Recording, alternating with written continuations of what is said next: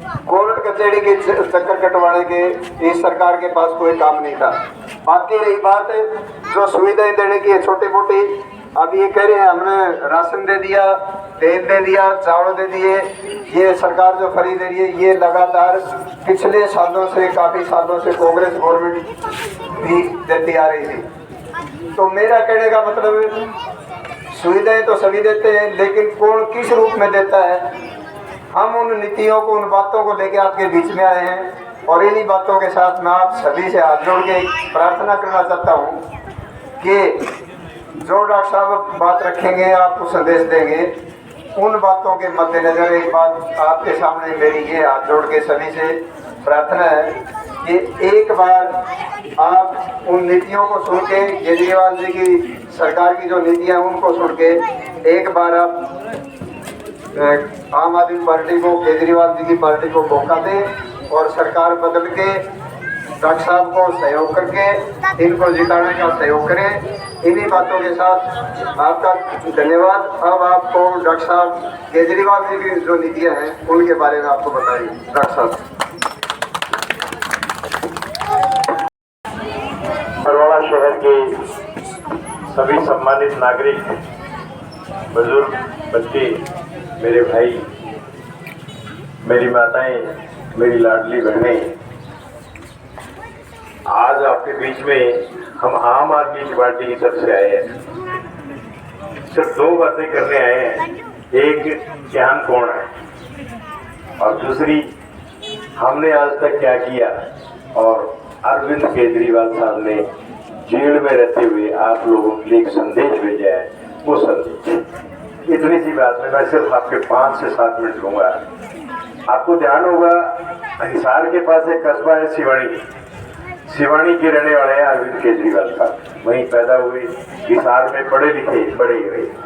आज दिल्ली जैसी स्टेट, जो कि दिल्ली हिंदुस्तान के 31 स्टेटों में सबसे महत्वपूर्ण स्टेट है, उसके मुख्यमंत्री के तौर पर काम कर रहे हैं। और नरेंद्र मोदी साहब अगर इस हिंदुस्तान में किसी से डरते हैं तो अरविंद केजरीवाल से डरते हैं, आपके अपने बेटे से डरते हैं, आपके हिसार के निवासी से डरते हैं। क्यों? क्योंकि उनको लगता है कि अगर कभी प्रधानमंत्री बनेगा नरेंद्र मोदी को सीट से उतार के, तो अरविंद केजरीवाल बनेगा। इसी डर में उसने बिना किसी अपराध के, बिना किसी कारण के पिछले 5 महीने से जेल में बंद कर रखा है। उनके जो उप मुख्यमंत्री और शिक्षा मंत्री दिल्ली के मनीष सिसोदिया साहब को 17 महीने जेल में रख के कल सुप्रीम कोर्ट ने उनको रिहा किया। अरविंद केजरीवाल इतना बड़ा कैसे बन गया? बड़ी सीधी सी बात है। उस आदमी के अंदर जुनून था कि हिंदुस्तान के आखिरी आदमी, हिंदुस्तान के सबसे गरीब आदमी के लिए मैंने काम करना है। उसने कभी हिंदू मुसलमान की, कभी जात पात की, कभी जाट नॉन जाट की, कभी अगड़े पिछड़े की, कभी SC BC की, कभी राजनीति नहीं करी। उसने राजनीति करी तो सिर्फ गरीब के लिए। वो अपनी पढ़ाई से इतना काबिल था कि वो इनकम टैक्स डिपार्टमेंट में कमिश्नर के पद पे लग गया। रोक ले एक बार।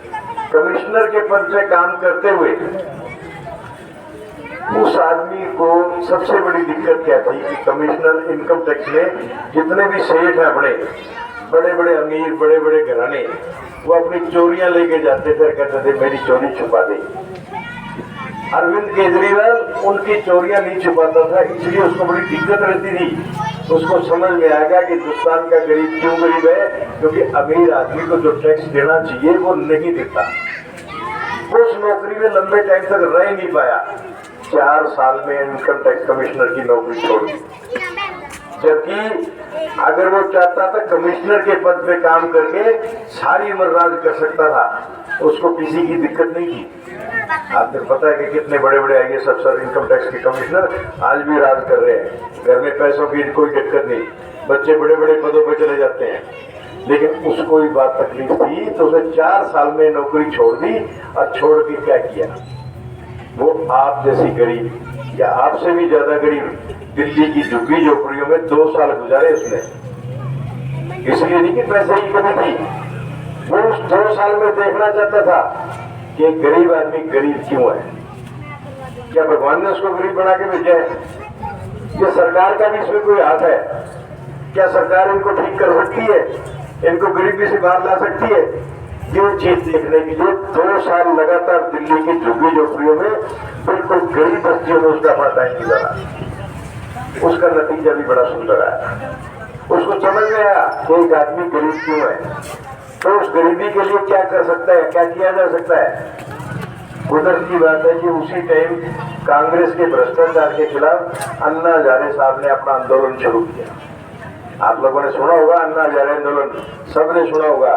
2012 का इतना बड़ा आंदोलन था कि पूरा हिंदुस्तान की कांग्रेस सरकार हिल गई थी। उस आंदोलन में उसने हिस्सा लिया और इतना बढ़ चढ़ के हिस्सा लिया कि उससे वो अन्ना हजारे आंदोलन जब शुरू हुआ था, अन्ना हजारे आंदोलन था, और जब खत्म हुआ था उसका नाम अरविंद केजरीवाल आंदोलन था। उस आंदोलन से पैदा हुई थी आम आदमी पार्टी, कांग्रेस के भ्रष्टाचार से पैदा हुई थी आम आदमी पार्टी।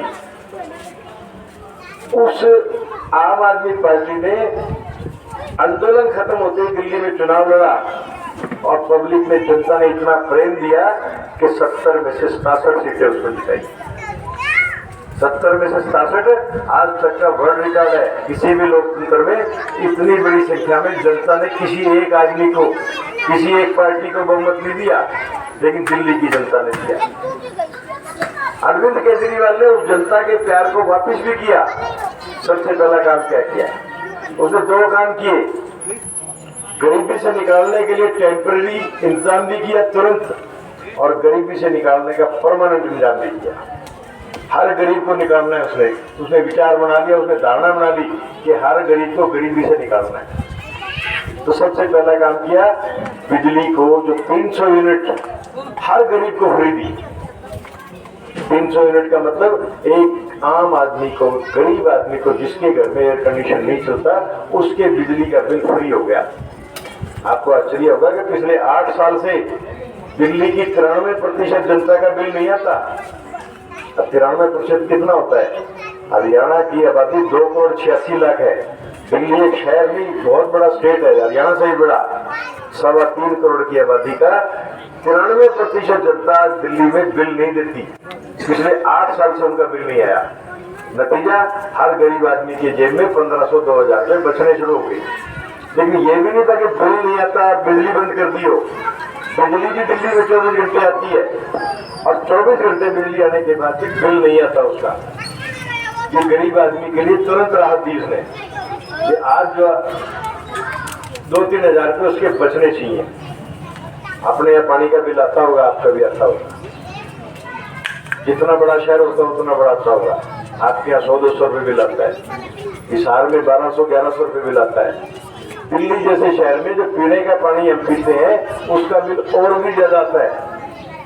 दूसरा काम ये किया कि दिल्ली की जनता को साफ पानी दिया, और पानी ही साफ नहीं दिया, उसको बिल भी फ्री किया। बिजली और पानी एक व्यक्ति की बेसिक जरूरत है। उसका नतीजा क्या हुआ कि हर गरीब आदमी की जेब में 5 से 7 हजार रुपये महीना बचना शुरू हो गया। फिर उसने महिलाओं के लिए, औरतों के लिए, लड़कियों के लिए रोडवेज की बस फ्री कर दी। दिल्ली की किसी भी बस में कोई पास नहीं दिखाना, अगर महिला है तो उसको रोडवेज की बस में टिकट नहीं लगता। उससे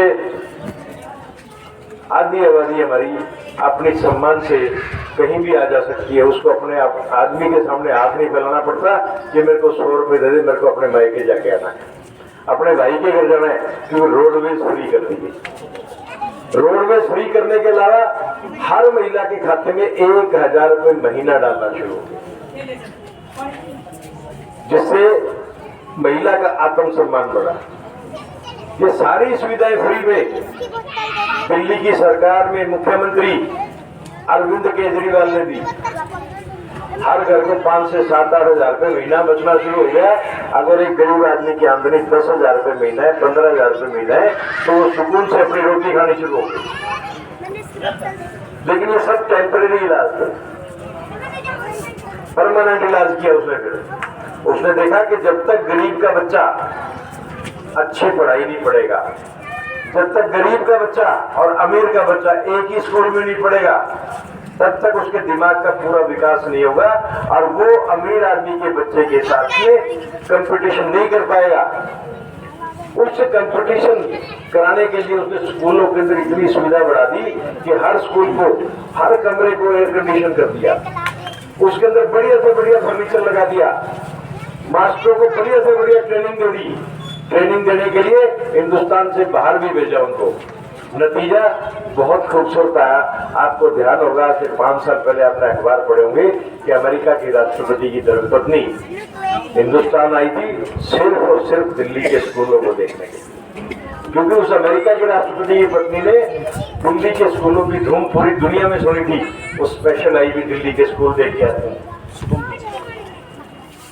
उसने स्कूल देखे और तारीफ भी की और वो नियम जो नीतियां दिल्ली में लागू थी उसने अमेरिका में लागू कराई। इसका नतीजा सिर्फ स्पष्ट क्या है कि पिछले साल 5.5 लाख बच्चों ने प्राइवेट स्कूलों से नाम कटा के सरकारी स्कूलों में नाम लिखा, जबकि अपने ऐसे बिल्कुल उल्टा होता है। अपने यहाँ किसी भी माँ बाप की जेब में अगर 2 रुपए होते हैं तो वो सोचता है यार बच्चे को प्राइवेट स्कूल में पढ़ाना है। क्यों पढ़ाना है? कि प्राइवेट स्कूल की पढ़ाई अच्छी होती है।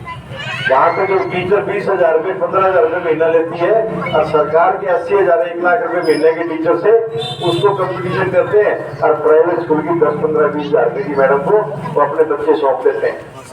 क्यों? क्योंकि प्राइवेट स्कूलों में आज थोड़ी सी सुविधा सरकारी स्कूलों से बहुत ज्यादा है। हरियाणा में स्पेशली दिल्ली के अंदर ये स्थिति खत्म होगी। दिल्ली में लोग प्राइवेट से सरकारी की तरफ जा रहे हैं। दूसरा, परमानेंट करने का तरीका क्या बनाया कि जब तक एक गरीब आदमी का स्वास्थ्य ठीक नहीं होगा, अपने आयुष्मान कार्ड चलता है, आपके पास भी बहुत लोगों के पास आयुष्मान कार्ड होंगे, लेकिन आपको पता होगा कि पिछले 1.5 से 2 महीने हो गए हिसार के अस्पतालों के सभी डॉक्टर आयुष्मान कार्ड पे इलाज नहीं करते। क्यों नहीं करते? कि सरकार उन हॉस्पिटलों का, उन डॉक्टरों का पैसा नहीं दे रही। हिसार के हॉस्पिटलों के 234 करोड़ रुपए सरकार में बाकी है, सिर्फ हिसार के। पूरे हिंदुस्तान के कितने बाकी होंगे आप अंदाजा लगा लो। तो वो कहते हैं डॉक्टर के हमारे भी बच्चे हैं, हमने भी अपने बच्चे पालने हैं, इसलिए पिछले 1.5 महीने से सारे प्राइवेट हॉस्पिटलों के डॉक्टर आयुष्मान कार्ड पे इलाज नहीं कर रहे।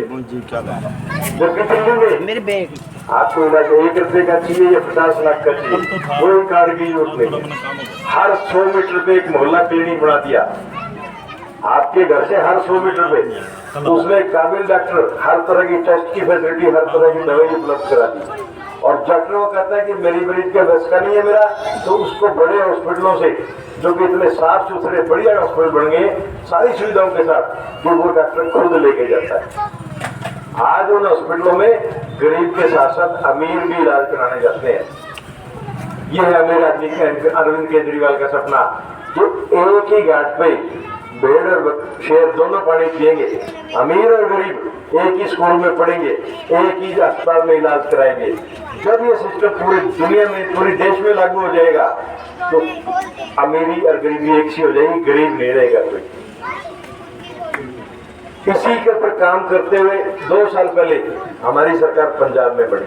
भगवंत मान साहब अभी पिछले 10 दिन पहले बड़ौदा में भी आए थे, उन्होंने भी बताया आपको कि आपने देखा होगा भगवंत मान साहब ने भी पंजाब में बिजली फ्री कर दी 300 यूनिट तक, जिसका नतीजा पंजाब में 91% जनता का पिछले 2 साल से बिल नहीं आया।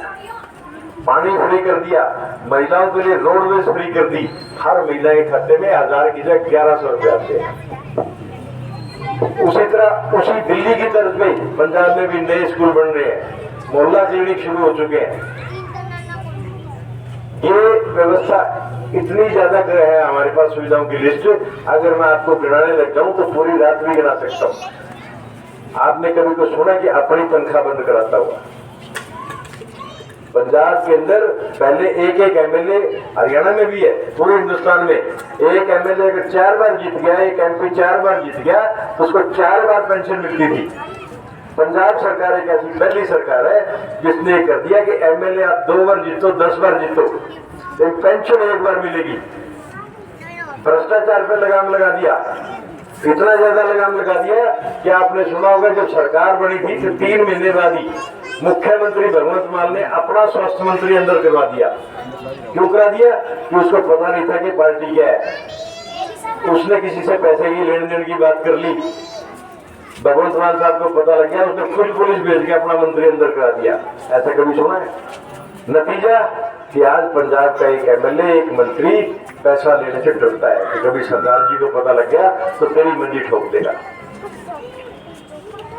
अरविंद केजरीवाल ने जब सब फ्री चीजें दी तो भारतीय जनता पार्टी और कांग्रेस ने बहुत विरोध किया कि सरकार लुट जाएगी, कहां से देगी बिजली फ्री, कहां से पानी फ्री होगा, कहां से रोडवेज महिलाओं के लिए फ्री करेगी। लेकिन अरविंद केजरीवाल ने सिर्फ एक काम किया जिसके लिए पैसे ही पैसे हो गए उसके बाद। वो इनकम टैक्स में रहा था ना, उसको पता था चोरी कहां से होती, उसने बस चोरी रोक दी, भ्रष्टाचार पे लगाम लगा दिया। जो सड़क पहले 100 करोड़ में बढ़ती थी उसका ठेका 60 करोड़ में जाने लग गया। जो 40 करोड़ बचे वो गरीबों में बांट दिए, कभी बिजली के रूप में, कभी शिक्षा के रूप में। ये सारी सुविधाएं उसी दिल्ली से पैसा पैदा करके करी। हिंदुस्तान में 31 सरकारें हैं, 30 स्टेट गवर्नमेंट और 1 सेंट्रल गवर्नमेंट। 31 में से एक सरकार ऐसी है अरविंद केजरीवाल की, दिल्ली की सरकार, जो प्रॉफिट में है, गरीबों को सब कुछ देने के बाद भी। बाकी 30 की 30 सरकार घाटे में। आपका जो बच्चा आज पैदा हुआ है ना, हरियाणा में अगर वो रहता है तो उसको 1,34,000 रुपये उसके सिर पे कर्जा है, जबकि दिल्ली में ऐसा नहीं है। दिल्ली में पिछले साल 8581 करोड़ रुपए का फायदा दिया सरकार ने। पूरे हिंदुस्तान में 31 में से एकमात्र ऐसी सरकार। भारतीय जनता पार्टी भी स्कूल चलाती है हरियाणा में। आपने हरियाणा के स्कूल देखे होंगे। 2 साल पहले जब कोरोना के बाद 2100 सरकारी स्कूल बंद कर दिए, ये कह के कि बच्चे कम है, मर्जर के नाम पे। जो 70 साल की हमारी तपस्या से स्कूल बने थे, 2100 स्कूल सरकार ने एक झटके में बंद कर दिए। कैसे आएंगे बच्चे उन स्कूलों में? बिल्डिंगें जर्जर हुई पड़ी है, मास्टरों की भर्ती नहीं होती। जेबीटी मास्टर 2012 के बाद आज तक भर्ती नहीं हुई। 12 साल से छोटे बच्चों के लिए टीचर भर्ती नहीं किया, तो बच्चा क्या करने जाएगा उसको? कहते बच्चे कम, इसलिए स्कूल बंद कर दो। आप बंद करने की स्थिति खुद ला रहे हो। क्यों? क्योंकि वो शिक्षा विरोधी सरकार है। शिक्षा विरोधी सरकार और शिक्षा की सरकार दो अलग अलग चीजें हैं।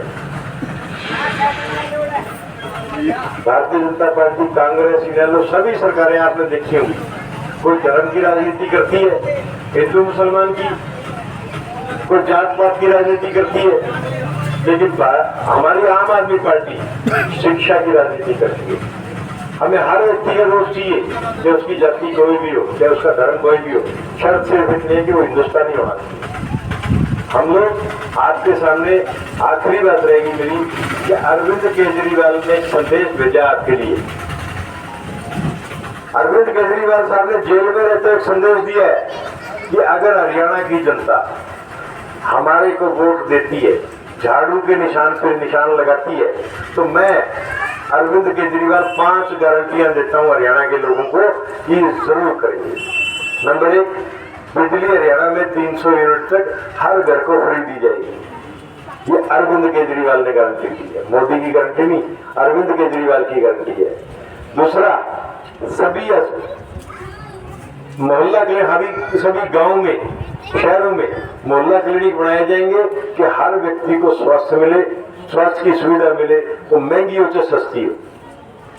हर मोहल्ले में महिला क्लिनिक, मोहल्ला क्लिनिक बनेगा। तीसरा, स्कूलों को इतना अच्छा बना देंगे कि आपको प्राइवेट स्कूलों की तरफ देखना नहीं पड़ेगा। चौथा, पानी फ्री दिया जाएगा। पांचवा, महिलाओं के लिए रोडवेज की बस फ्री होगी और हर एक महिला के खाते में 1000 रुपये महीना आएगा, जैसे ही सरकार बनती है। और पांचवा, हर नौजवान को रोजगार, हर नौजवान को रोजगार दिया जाएगा। बहुत से लोग पूछते हैं कैसे दे देंगे? हरियाणा सरकार में आज भी 2.5 लाख लोगों के पद खाली पड़े हैं। मेरा नौजवान बेरोजगार घूम रहा है और सरकार की पोस्टें खाली हैं। आपको पता होगा कि पुलिस में 64,000 पोस्टें हैं, 39,000 लोग काम कर रहे हैं, 25,000 पोस्टें खाली है। टीचर्स की 82,000 पोस्टें खाली है। टोटल 2.5 लाख पोस्टें खाली है, जो अरविंद केजरीवाल ने प्रॉमिस किया है कि जैसे ही सरकार बनेगी हर नौजवान के लिए रोजगार उपलब्ध कराया जाएगा। सबसे पहले सरकारी भर्तियां की जाएगी। आप लोगों से आखिरी रिक्वेस्ट है मेरी कि आप लोगों ने 10 साल कांग्रेस का शासन देखा, 10 साल भारतीय जनता पार्टी के झूठे वादे सुने। एक मौका हमें दो। हम सरकार नहीं बनाना चाहते, हम व्यवस्था परिवर्तन करना चाहते हैं, सिस्टम बदलना चाहते हैं। इस बात का प्रॉमिस करता हूँ कि 5 साल बाद, एक बार आपने अगर सरकार बना दी तो 5 साल बाद आपके बीच में वोट मांगने नहीं आऊंगा मैं।